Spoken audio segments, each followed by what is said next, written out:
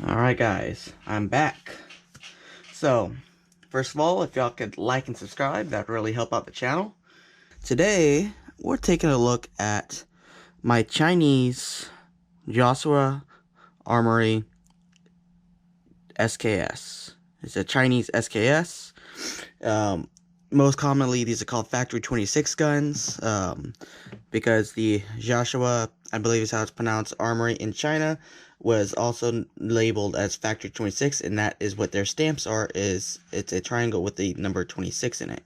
This particular one was produced in about 1965, judging by the serial number. It's in the 10 million range, and the 10 million range for the Factory 26 guns was produced in 1965. I believe it was 10 million to 10 million 300,000, give or take.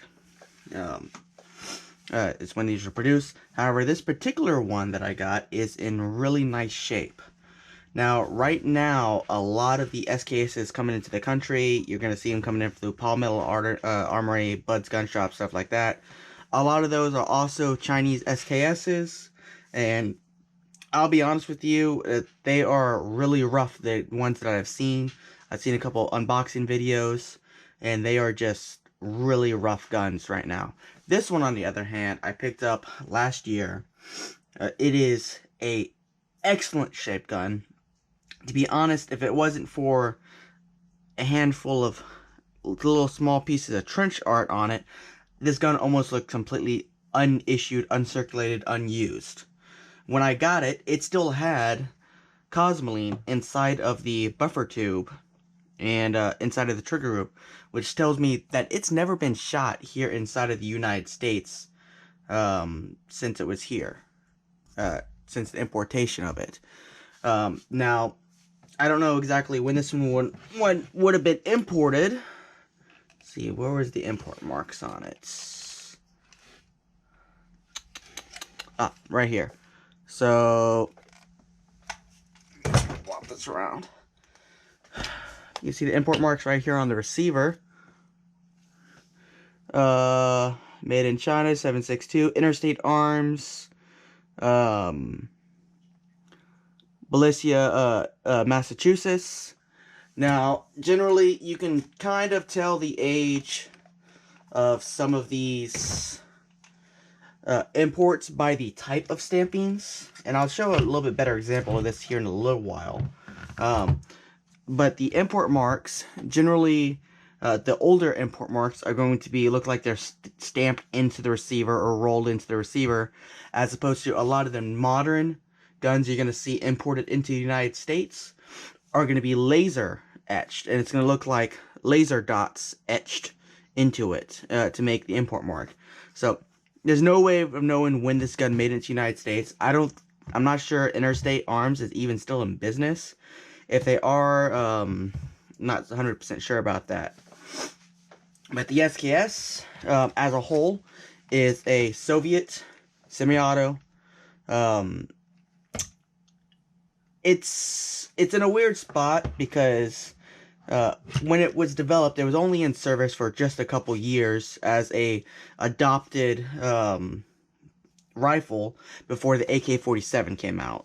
So this thing was adopted in the mid-1940s, and then literally like 3-4 years later, they adopted the AK-47, and these were pretty much taken out of primary service, but Russia kept a ton of them. And of course, you know, a lot of these Soviet allies, in the Eastern Bloc, they got a bunch of these too, were producing these as well. And then in the late 40s, early 50s, China started getting involved and wanted the SKS rifle because they did really well in their trials. So essentially, Russia sent a couple of they sold the plans to China, sent a couple of their designers and techs down to China, sold them the Russian machinery, and started building SKSs with Russian builders on Russian machines, teaching the Chinese. So some of the really early Chinese SKSs are still technically Russian produced. And those are some of the harder ones to find as far as the Chinese SKSs go. And of course, these were also produced in Czechoslovakia, I believe. No, actually, Czechoslovakia didn't adopt the SKS. They went with the VZ52, and I'll talk about that another time. But I believe Albania, East Germany, which are some of the rarest ones. Albania is one of the rarest ones. Yugoslavia, which was my very first SKS I've ever had before I even started this YouTube channel. They had an SKS variant.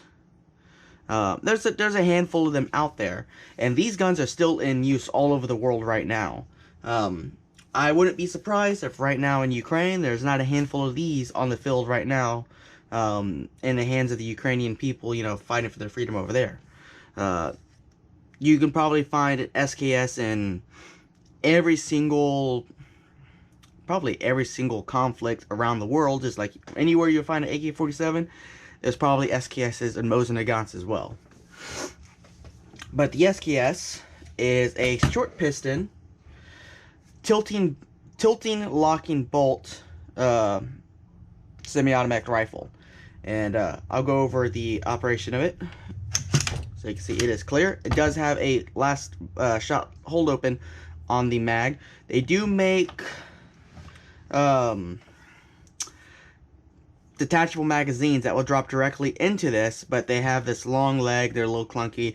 And for a actually nice example of a military surplus rifle like this one is, I wouldn't really advocate for something like that. I have a rule about not wanting to bubba actual military surplus guns. Now, I do have an exception to that rule, and I'll talk about that here in a minute.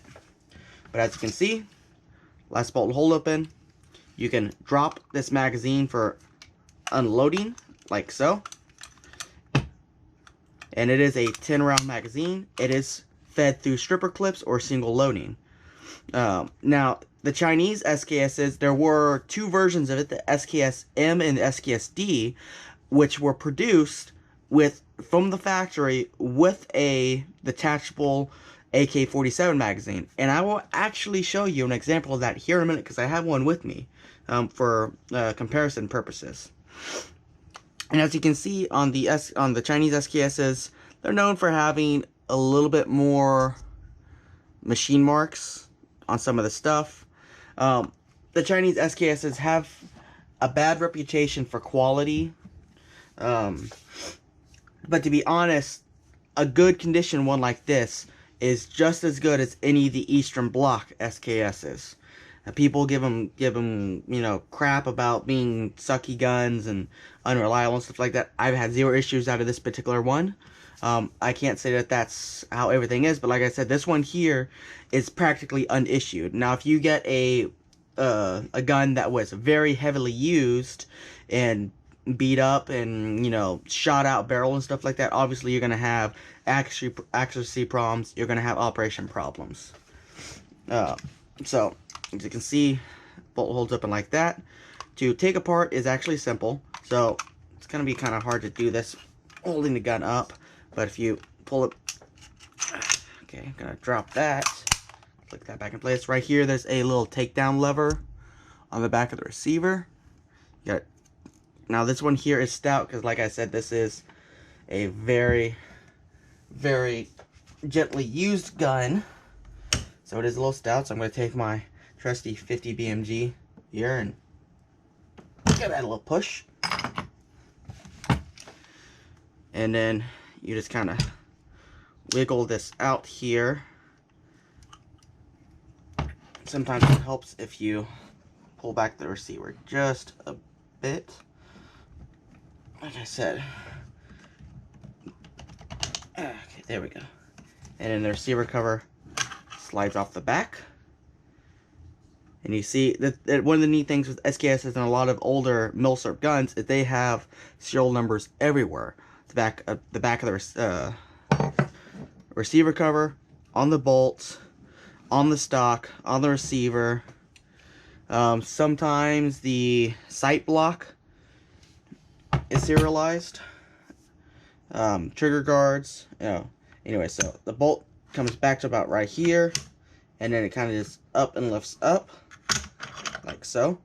And you can see your spring is retained inside of the carrier group. It doesn't have to come out, but it does come out. And then you got your bolt itself. Now, the way this works, if you look, when the bolt sits in here, and riding, I can get it to go where it's supposed to go here.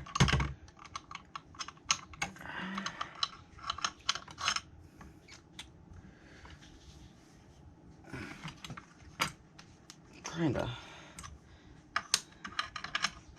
the last bolt hole open is going to be the problem here. Trying to show what's going on.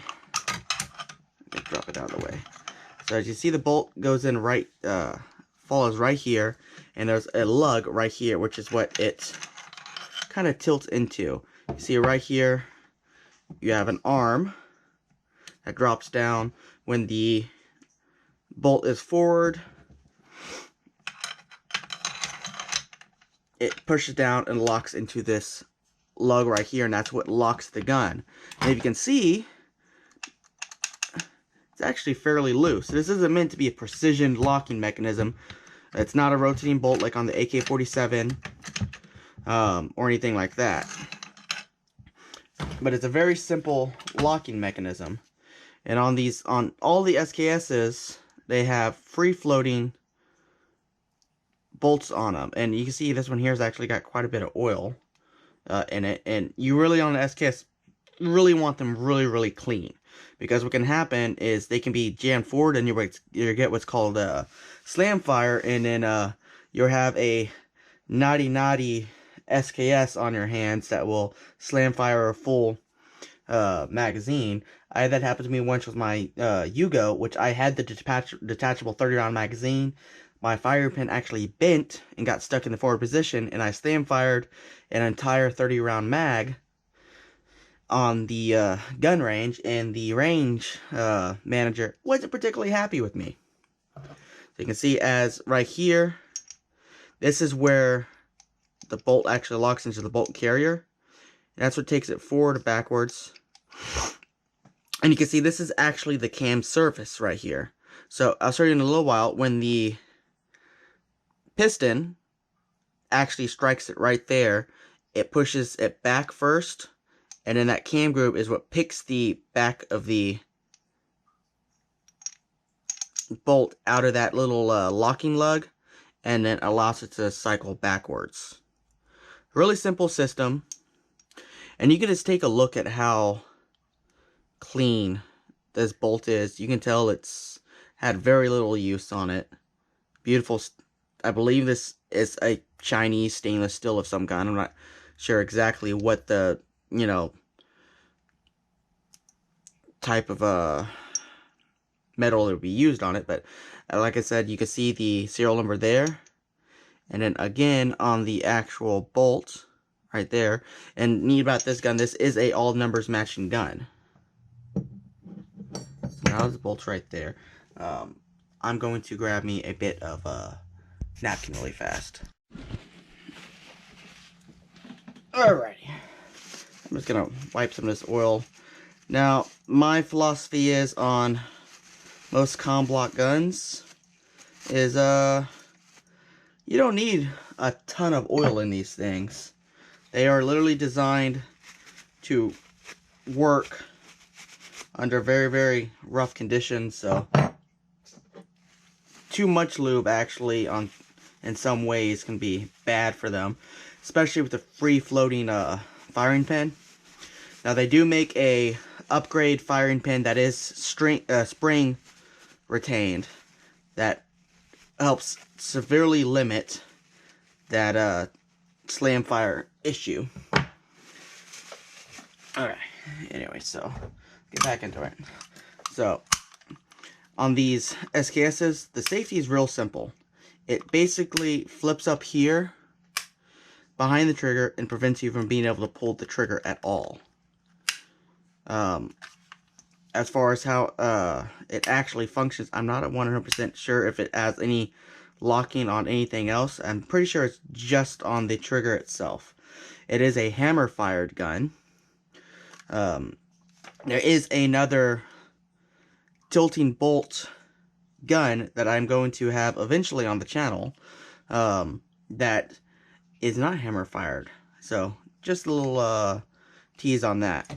Now, for further takedown, we have another little locking detent here, which is this one here. It's a little easier to get off on this gun. So, you rotate like this, rotate up. Let's see, get to just the right position here. There we go. And then the gas tube makes its way off. Now, unlike on the AK-47, which a lot of people are familiar with, the gas piston is separate. And as I said, when I say they serialize everything, the gas tube and even the piston is serialized. You can see the piston comes out, you got your gas relief hole right here. Got just a little hole where just the piston pops out right at the back right there. But that's not actually the piston that strikes the bolt carrier. There's actually a second smaller piston right in here that is struck. And let me see if I can get something to press on it so you can see right there. And that's the one that actually strikes the bolt carrier and gives it travel. It's very short. Now on the Yugoslavian, like my old ones, it actually had a somewhat adjustable gas block on it to where you could turn off the gas and have it single shot, and that's because it was used for grenade launching. Now generally when you're cleaning your SKS, this is as far as you need to go. You don't need to go any further than this. At this point, you would partially open your bayonet so you can release your cleaning rod here. You get your cleaning rod, and then you would get your cleaning kit, which is on these, which another thing about this particular gun is hidden here inside of the buttstock. So you got a little metal trapdoor here, and this can be kind of tricky. Right there. Kind of pull it out like that. And with these, you have to make sure you always put it this way in, because if you do it the other way around, the trapdoor can actually get hung up on here. So inside of your little clean kit here, you open it up. You got a brush. You got a actual punch for punching stuff out, and you got your little reamer there. So everything you need to clean and keep your SKS in service. And of course, these would have been issued with a pouch that had a oiler with it as well. So you just kind of push that in, and just like that. Oops. Alright. The reassembly, exact opposite of the assembly. So, gas tube on.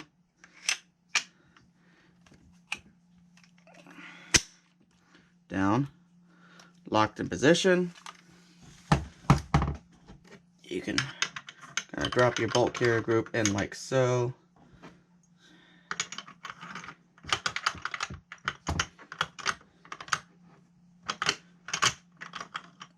It's usually easier if you just try to put your bolt carrier and bolt in at the same time like this.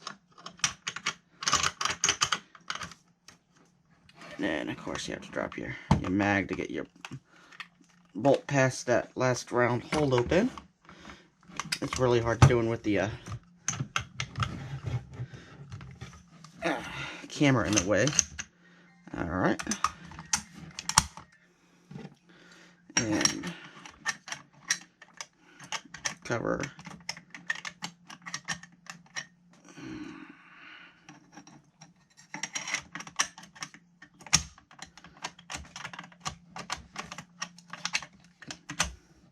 In place.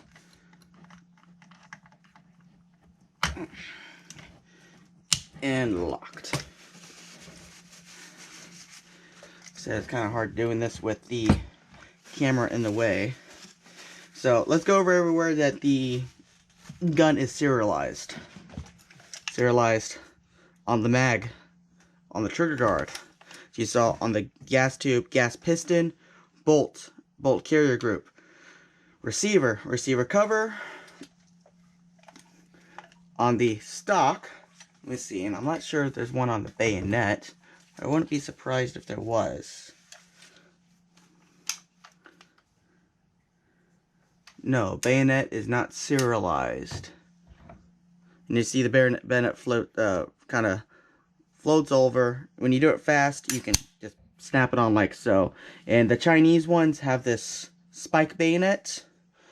Well, a lot of the early Chinese ones had the blade bayonet because they were being produced by the Russian troops. Some of these, and you could, some of the older newer ones could still have them occasionally, but most of your Chinese ones are gonna have the spike bayonet. And it locks right in place like that. And I want to say somewhere else had a serial number, but I can't remember exactly where. But yeah. So these rifles shoot very, very nicely for the most part. Now they're not exactly a like I mentioned earlier, these fit kind of a weird area. In case it's a 7.62x39 cartridge, it's not exactly a DMR. Because 7.62x25, really for main use and accuracy and effectiveness, you're not trying to shoot out past 300 yards. Now, there are plenty of YouTube videos online where people are shooting SKS's iron sights out to 500 yards and hitting steel. It can be done, but your average soldier isn't going to do it, especially with the iron sights and the graduated sights that come on this gun. So it doesn't really make sense as a DMR gun. Although that's how it's set up as a designated marksman rifle. It's not powerful enough to be a battle rifle because it's 7.62x39, it's an intermediate cartridge, not a full power one. Now, there was, before the SKS, another rifle that looks almost identical called the SVT-40, and that one was chambered in 7.62x54R. I'm really trying to get my hands on one of those eventually, and that is a totally different subject, but if anyone's listening, I want one for Christmas. But anyways, so it has kind of a weird niche, because like I said, when this came out, the first assault rifle, the STG-40, or the Sturmgewehr, the STG-44, with Odie came out on the scene, so everyone realized, okay, for your main troop rifle, you want an intermediate cartridge. You don't need a high-powered cartridge, and you don't want something that's too weak. So, you know, the 7.62x39 was adopted kind of with that in mind as the troop cartridge. But then again, the AK-47 came out right after this, which fits more of the assault rifle role, being, you know, full auto and select fire, as opposed to just a semi-auto rifle. So the SKS holds kind of a weird spot in Russian military arms history, but for instance, like the Chinese that didn't get AKs until way after, adopted this thing, loved it, and they used it for a good while until they got their hands on AK-47s. And then they still use these SKSs all over, you know, the Soviet, the comm bloc countries. These are still used usually as ceremonial guns. In Russia, you can probably find parades and stuff like that where they're using chromed SKSs for parade purposes. They're still in use, and like I said, they're still in conflicts all over the world. But now I'm going to switch over to another gun, another SKS. So let me take this one here out of the way.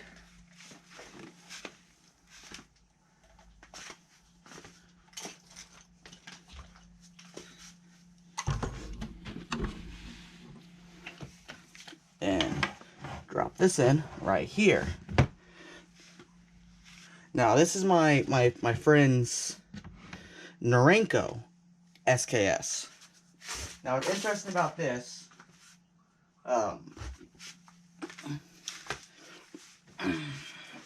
this one here was never a military surplus gun. This gun was never designed to be sold for the military. And of course you can see he's got it in what, it's a Tapco stock? Yeah, it's in a Tapco stock. This in my mind is bubbled. Horribly. But there's a reason why I'll allow this particular, bubbled gun. And that's because if you look at it, right here on the stamps, there is no arsenal marks whatsoever on this gun. The only thing it has is SKS, 7662 by 39, serial number, made in China by Norinco, Beta Arms, Indianapolis, California. Never heard of this importer. It's possible they don't exist anymore. And if you look at it, it's actually a lower serial number than mine, but the Norinco guns don't follow the same military serial number pattern. The Norinco guns are actually the hardest SKSs out of all of them to date because they followed their own serial numbers. They weren't really documented very well. But this gun here, as you can see, that's the only markings on this gun besides serial numbers. This gun was a commercial export built gun, meaning this gun was never meant to be military use. It's not made for any military contract. It was solely made to be sold on the export market as a sporter rifle. Now these came in two different stock styles. There was a Monte Carlo style wood stock, which was slightly different than the military one, and they did come in a military configuration. Some came without bayonet lugs, some did. This one came with a bayonet lug. They came in a couple different variants. This one here is a Model D. As I mentioned earlier, it is set up to take from the factory AK mags. Now what's interesting about it is you put these mags in, you don't have to rock it in anywhere near as much as you do a regular AK mag. They rock out fairly lightly. So it's like so, and then out. So a lot of people like these because the AK mags, right off the start, that makes it a far more attractive gun. And to be honest, China should have adopted this setup as their military gun over the standard AK or the SKS platform, because higher capacity magazines obviously better. But the at the time in the early half of the century, the consensus were a lot, and this goes all the way back to, the introduction of magazine guns in, the early 1800s, is a lot of militaries didn't believe that the soldiers could be responsible with capacity, high capacity magazines. They felt that, they would waste the ammunition too much. So that's why in a lot of earlier magazine fed guns, like another one from 1896, which I'll be showing eventually, they have magazine block-offs. So you can block off the magazine and feed the gun single shot, and then you could, open up the magazine and rapid fire as needed. Of course, with the SKS, it already came with a limited 10-round, magazine, integrated magazine, so you didn't really have that issue. You only had 10 rounds to blow through. Now, on the Chinese ones, there were a handful of factory 20-round magazine, internal magazines. If I can find a picture of that, I'll put that up on the screen. So, there's a handful of those out there as well.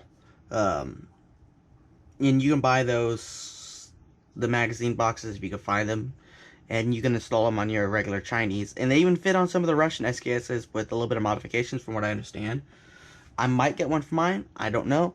Mine's mostly just going to be probably a pig rifle. So, you know, 10 rounds is all I usually am going to need with it, and it's not going to get that much use for that. So, may not do it. If anything, I might do a receiver cover mount on it for a, you know, low-powered magnified optic. And that's come to one of the reasons why the SKS, a lot of people don't really like them a whole lot, is there's not a lot of optics mounting solutions on them. Now you can see on this Tapco one, it's got a rail handguard up here, which you can see not exactly tight. So, you know, and of course on the top, same thing. Now they do make rail guards, the receiver covers that have rail slides on them. My original Yugo, which I actually posted a video up a while back, had one, and it had locking bolts that locked into the side of it, and they could have even been better if I had actually drilled and tapped them to where they went into the receiver. I wouldn't do that on an actual good military surplus one, but I would have no issues doing it on a Norinco commercial gun like this, because, well, it has no military or historical value. It is just made for the export market. They also have rails just on for the sight block. You can replace this and have a small piece of pick rail right there. And they have some that attach here, and then go over and attach on the sight block as well, giving you a nice long rail that's attached to 2 points, which is honestly probably the best one on the market. The best sighting option that I have seen, though, for these, however, is people who drill and tap AK style side scope mounts into the receiver and have the rail up over top of it. Something like for a VZ58 could also be done the same way. And then that's how you would have these solid mount. But it also the way that the SKS ejects almost straight up, you also have to have a shorter scope or something to deflect the shells. So that's something to always keep in mind with it. But I thought it'd be interesting to, you know, compare one of the commercial guns with being all tactical, and especially a Model D with an original unmolested gun. Now, if you can see on this here, machine quality about the same. Not super big difference on that. I've shot this gun a handful of times in the past. It's been a few years. My friend says he's never had a single malfunction in it whatsoever. My SKS, I've only shot a handful of times. Never had a malfunction in it as of yet. Like I said, bore in that one, spotless. It's had very little rounds through it. But let me get this one back out of here.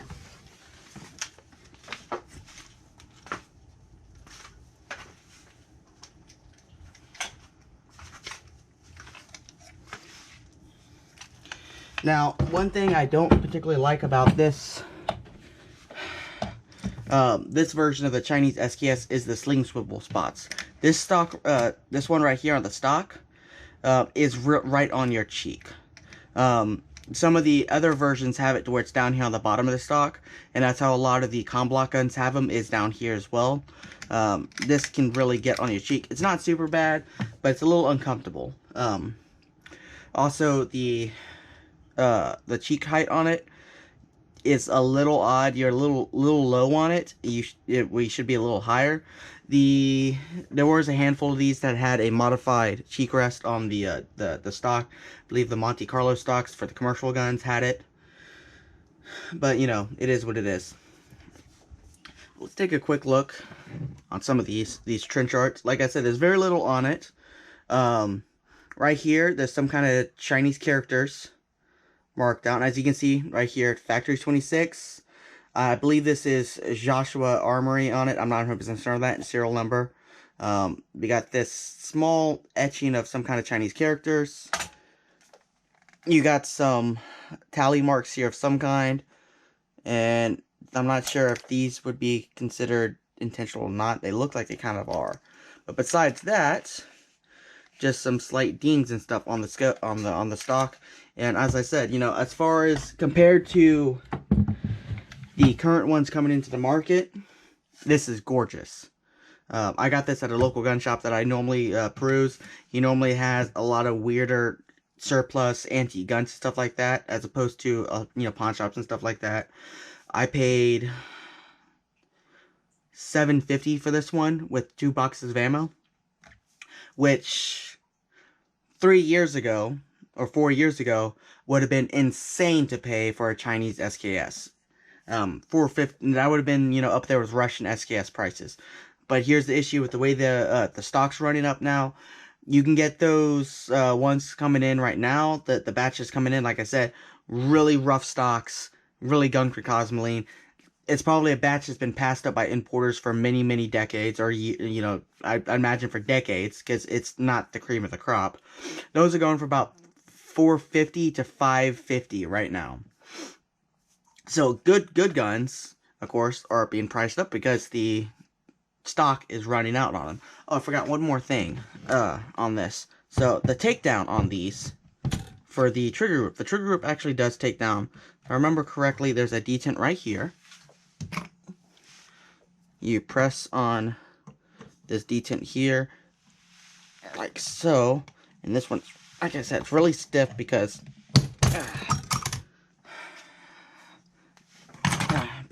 like I said, this gun is not anywhere near as broken, and your trigger group comes out. You see, it's very simple. This is that leg right here that has to be detented for the bolt to fall into place, to be locked in.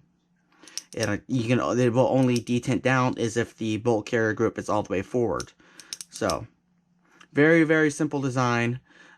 People are using these SKS trigger groups, and a lot of and you see this little groove right here, kind of just see these 2 pins kind of lock into this recess right here, like so. Oh, I can get it in there, and then you just kind of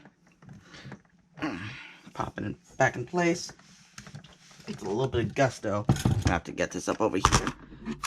Oh, and then also that's how you take the stock down. So you know what? See, now I got the trigger group off. Let's go ahead and take it completely off the stock. So we're here. Might as well do it now. Let's see, I'm trying to.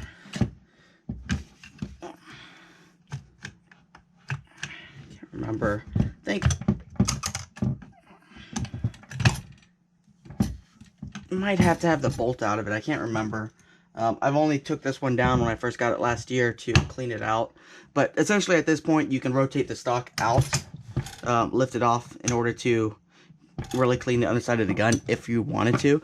Which I would advise anytime you buy an SKS. It doesn't matter where it's from, whether it's used and somebody's been shooting it for a while, or if it's brand new, brand new from, I wouldn't say brand new, but brand new import, surplus. Always take your SKS all the way down to the stock and clean it very, very good. A lot of them are still gonna have the cosmoline in it. It'll be dirty, and for safety, especially with the bump firing situation, that is ideal to go in and make sure they're completely clean. I can get this one to click back in place. You really gotta there we go. You really gotta force it in there. Where was that before I was talking about that? But yeah, so the current ones coming in are gonna be really rough. Clean them up. But back with the prices, right now you're gonna be hard pressed to find a nice one for under $700. The Eastern Bloc ones, the Russians, those are probably going for close to $1,000 right now. The Albanians and the East Germans, which are the rarer ones, those are going up for probably $1,200 to $2,000 right now, depending on condition. And then the Yugoslavians, I think they're going for about the same price as the Russians, $800 to $900 ish in there. So these things are not going to be cheap forever. I would not be surprised if in 2 years you're paying $1,000 for a Chinese SKS. And then there was a time in this country where you can buy an SKS all day long for $150. These were considered garbage rifles. you know, cheap deer rifles. For a long time here in the U.S., they were just considered, you know, throwaway guns, you know, comm block trash. But that's not the case anymore. The modern gun community is more gun owners are picking up more on surplus collecting as opposed to how it used to be, and because of that, the value has gone up on all the rifles. So if you get a chance, if you don't have an SKS, and go and get one. You know that you're gonna love shooting it. They're fun rifles. They're reliable. Fairly light. I mean, it's not horrible. I'm not exactly sure what the weight is on this. I've never weighed it. It's lighter than a lot of other guns that I have, but it's, you know, it's not a light gun. No, a lot of metal on it. But, you know, they're reliable guns. If you're looking for a deer rifle, semi-auto deer rifle, and you're only shooting inside of 200 yards, this is great. It's gonna. There have been, out of milsurp guns that are semi-auto, probably the only other gun that's taken more deer than the SKS is probably the M1 Garand and maybe the M1 Carbine. These things are really popular in California because they're California compliant from the, you know, as they sit. Fixed box magazine, 10 round capacity, no, you know, trigger, pistol grip, anything like that. So these are popular in California. They're popular in Canada, because Canada has similar gun restrictions to California. So this, as it sits, meets their gun restrictions. So, you know, they're popular guns, and they're picking up steam, and more popular than they were 30 years ago, for sure. And their value reflects that. So if you have never had a chance to shoot and buy an SKS, and you come across one, go for it. I would even advise to go ahead and get one of those rough ones I was talking about from Palmetto State Armory or Bud's Gun Shop or online, because once they're cleaned up, they're usually still good guns. I prefer if you found one in person that you can inspect. You know, make sure it's got a good bore, it's not shot out or anything like that. That way you know what you're getting. But some of those surplus guns, a lot of them were re-barreled and reworked before put into storage. So there's a chance you might get one with a pristine barrel, but the rest of the gun looks like total crap. Which can be, you know, fixed. SKSs generally aren't as... matching serial number is not normally as big a thing on an SKS because, you know, these things were repaired, re-barreled and stuff like that. So, you know, it's not uncommon to get one that's got mismatched parts on it. So, if you get one that's got a really nasty stock on it, it's cracked, something like that, don't feel super bad about replacing a stock on it, you know, ordering a replacement stock on eBay and refinishing it, you know, putting it together. These guns can be made to look really nice. I wouldn't mind one day getting a Chinese SKS, probably the roughest one I can find, and going through it and making it look like a, you know, show gun. I'm talking strip the wood, you know, steam out all the non-military marks or anything like that, refinish it, take all the metal, polish all the metal, all the machine marks out of the metal, you know, deep polish blue it, you know, just make it look like a, you know, really high-end, you know, gun job, just for the fun of it. You know, it'd be a fun little project, but that's later on down the road. Anyways, this video is probably going to be one of my longer ones because I love the SKS as a platform. This is my second one. It's probably not going to be my last one. I've got, you know, some dream SKSs. I would love to have an Albanian, stuff like that. But anyways, I'll see y'all guys next time when I pick another handgun out of my collection to do the review on. So, see y'all later. Be sure to come over here and subscribe. And of course you have to hit the little bell, otherwise we won't show up in your notifications each time we post a new video. And check us out on Facebook and give us a like. We post all of our content there as well, as long as some pictures that we take. Speaking of Instagram, you can check us out on Instagram too. We post all of our pictures, some short clips that don't end up on YouTube, along with a little bit of funny stuff, some game recipes, and check us out on Patreon. We could always use the support. we got a lot of cool stuff coming up, but that stuff kind of isn't cheap, so every little bit of support helps and will help us get out some good content for everyone to see.